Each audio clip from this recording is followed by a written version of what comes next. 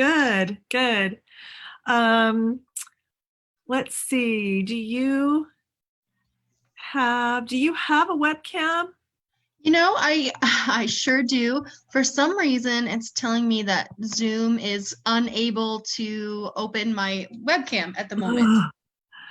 Yeah, love it. Technology, gotta love it, I gotta hate it. know. I'm sorry. I think you're stuck with my logo for That's the all right. That's all right. We have no problem with that at all. No problem with that at all. So hey everyone, are we just asking my team here? Are we now live? Everything's working. Looks like it's working. We're on Facebook, all that good stuff. I'm waiting for an answer so I don't keep going without anything happening. Yes, excellent. Okay. So hello, everyone. Good evening. I'm Kimberly Graham. I'm a candidate for United States Senate here in Iowa, and we are holding a series of 15 or 20 or so of these virtual town halls or forums that are, each one of them is around a particular narrower topic or community in the state of Iowa. And the reason for that is because we want to be able to have time to have some really substantive discussion about these particular constituencies or issues facing particular communities. So this one tonight is on small business. And this is a particularly critical one to be talking about and to have in the light of the COVID-19 pandemic. And so we would love to have this really function as a discussion. I'm guessing and hoping that some of the people that are attending tonight, welcome, hello, that you may be small business owners yourself.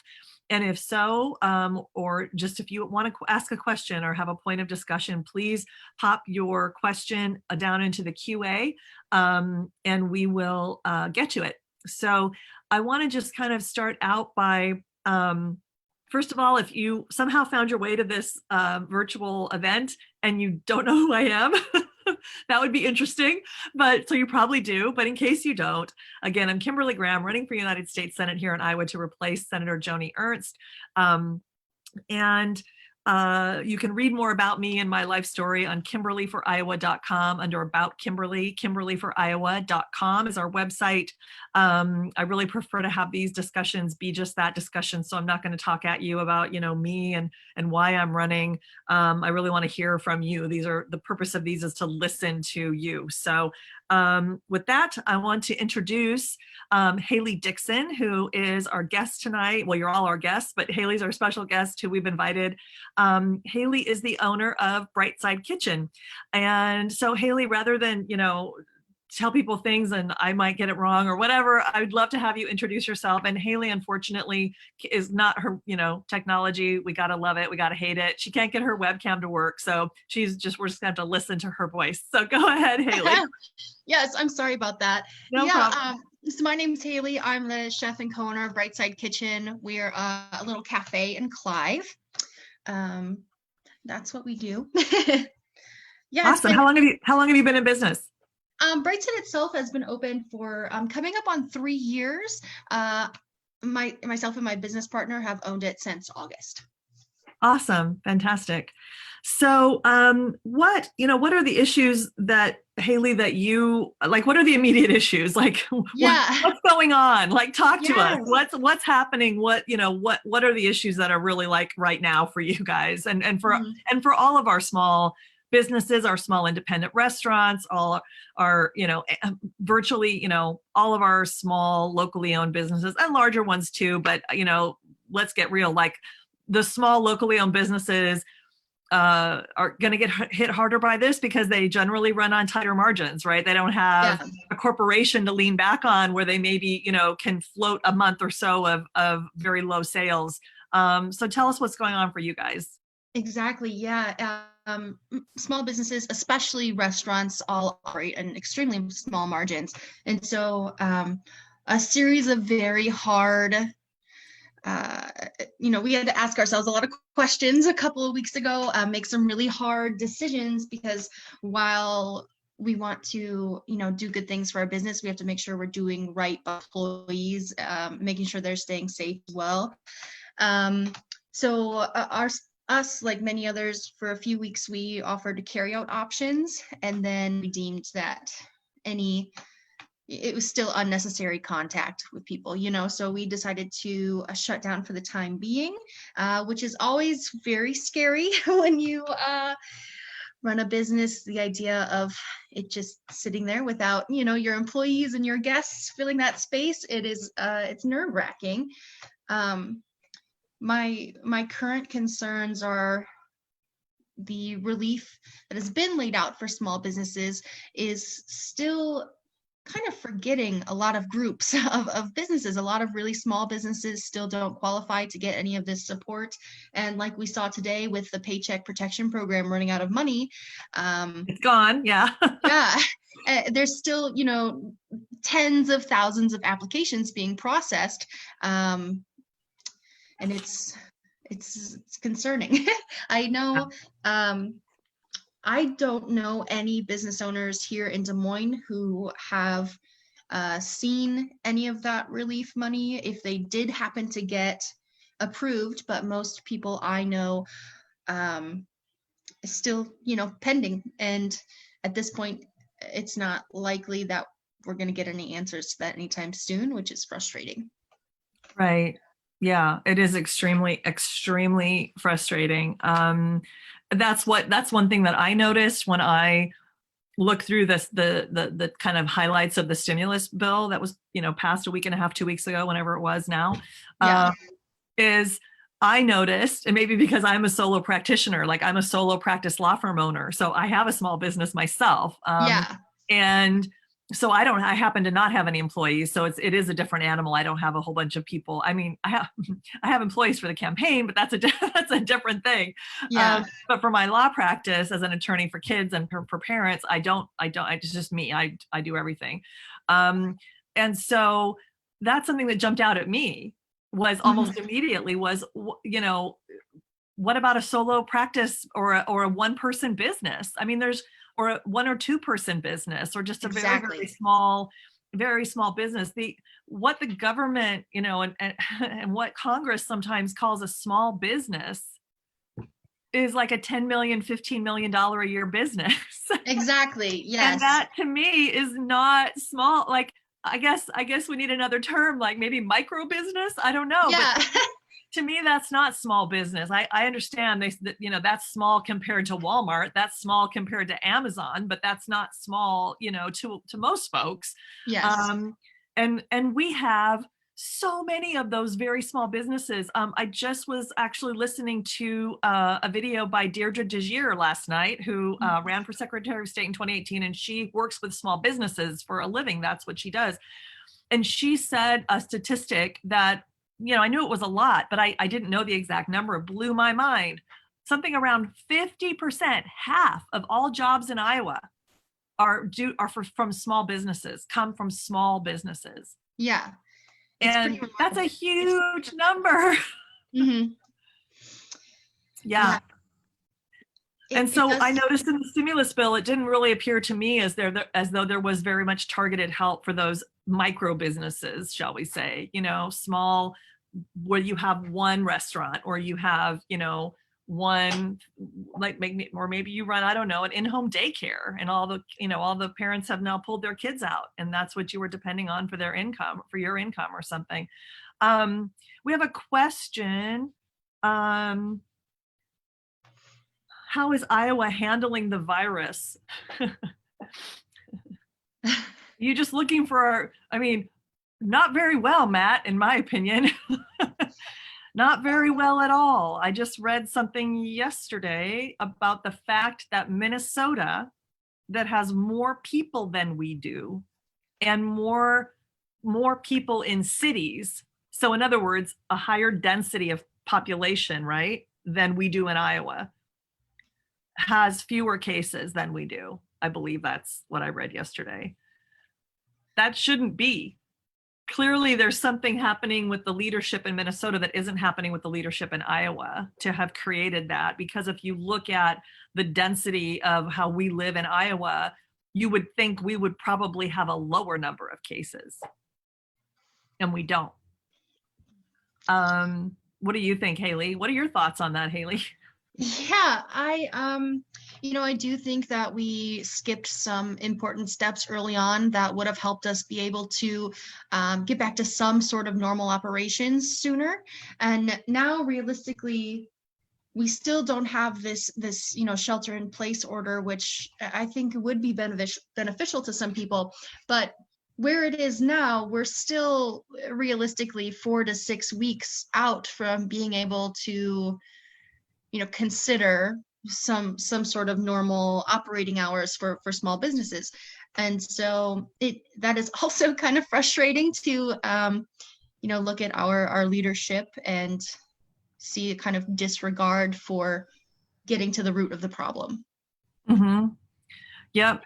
Hey, Matt had a couple questions that don't directly, aren't directly on point. And like I mentioned up front, I want to try to keep these kind of on topic so that we can delve into issues that just primarily affect small business in these. Matt, if you wouldn't mind sending those questions that you had, he's asking about hospitals and he's asking about unions. And I have a lot to say about both of those things, but I don't want to take time away from our panelists and from our discussion on small business. Matt, if you could send those questions to me at Kimberly@KimberlyForIowa.com, Kimberly@KimberlyForIowa.com. I will get back with you personally and answer those questions. And I see something in the QA here. Carrie says, what can we do to make the governor issue a shelter in place order? Oh, Carrie. Well, good luck. Good luck. I think we've tried, and we're going to keep trying. I mean, it's just,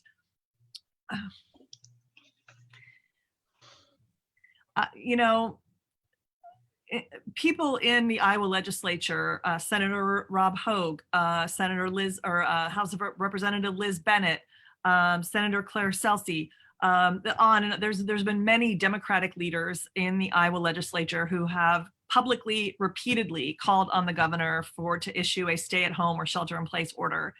And it's not just coming from within Iowa. That's something that I think we're one of 4 states left, I believe, that doesn't have that. Something in that neighborhood, 4 or 5 states. I haven't checked in the last 24 hours, but I mean, when the very Republican governor of Alabama finally gives in and issues a stay-at-home order and Iowa doesn't, that should say something. It does say something, and it doesn't say anything good. So,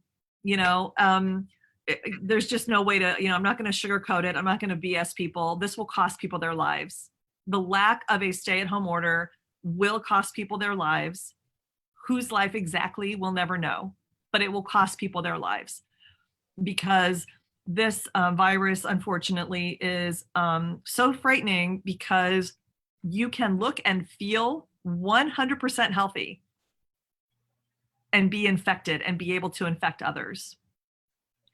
So, the first several weeks of this, the governor was going on the news every day in her press conference saying, Iowans know what to do. And if you don't feel well, stay home. If you don't feel well, stay home. Well, that's not how this disease worked. And we knew it back when she was saying that 2 or 3 weeks ago. Staying home when you don't feel well doesn't stop the spread of this disease, of this virus.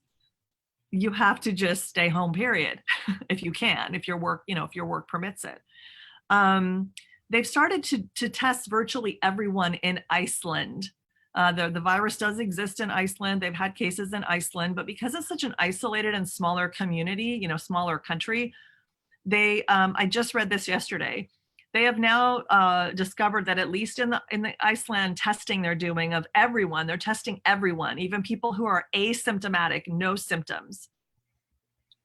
50%, half of the people who are infected are showing 0 symptoms or signs of illness, none. So that's pretty notable. And, that information, when we suspected it was high, but I don't think we realized it was 50% yet weeks ago, should have been informing what the governor is deciding to do. And unfortunately, it has not. Yeah, Carrie said, I wish the governor's race were this year. Yeah, well, we all do. Well, a lot of us do anyway.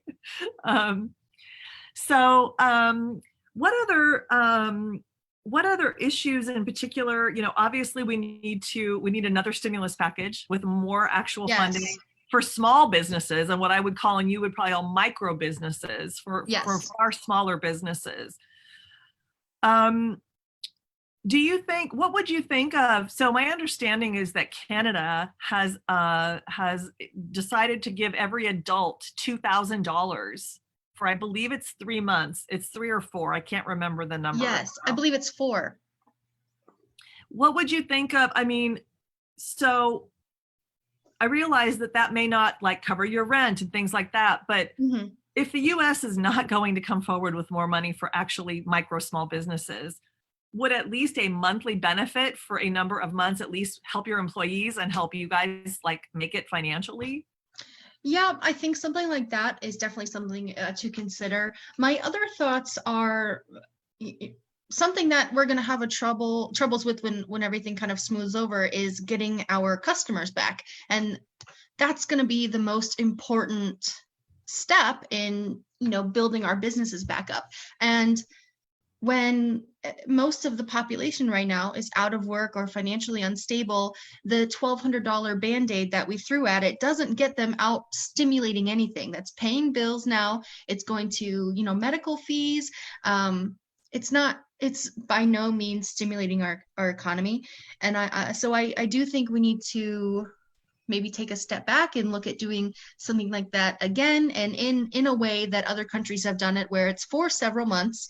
Then people are going to be more stable, because like a restaurant or a lot of small businesses, we're typically not something that you need. It's more of like a leisurely thing to do, and so we are going to be not first on their list of things they need to spend their money on, which is absolutely understandable. But I do think we need to look at more stimulus for the people, and that will in turn help small businesses. Yeah, absolutely. Yep. There's a question from Debbie. She said, could lenders extend loans 3 months at the end date a loan is due, for example, 19 months to 22 months?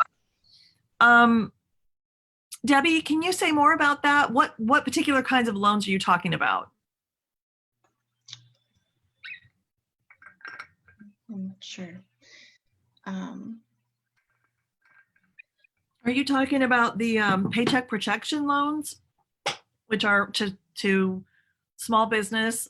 My understanding about those is that if you keep the same amount of employees on throughout the term of that loan, and then there's a date at which they're going to look at it again to see if you still have those people on payroll, or that number of people. I don't think it had to be the same people, but just the same number. Then they forgive the loan. And then if you don't have that many people and you have fewer, they forgive like part of the loan. It incrementally goes. The amount that they forgive decreases depending on what the number of employees is that you have on staff at the end of their time period that they're going to take a look at. Yeah. What about issues, Haley, like healthcare and like a $15 an hour minimum wage? How does that with a smaller, local business here in Iowa, like the one that you run? Yeah, so it's kind of hard to. I am absolutely for higher minimum wages all around. We already try to pay most of our employees at that level, if not more. It does get a little tricky for small businesses when there's that idea that what goes around comes around, and it can. If you're not getting those other people coming around spending a little bit more, it does make that higher minimum wage a little more stressful. But I do think it is an important thing. Everybody needs to make a living wage. Mhm. Everybody, there's no reason that somebody shouldn't make $15 an hour. So yeah, it's that's an interesting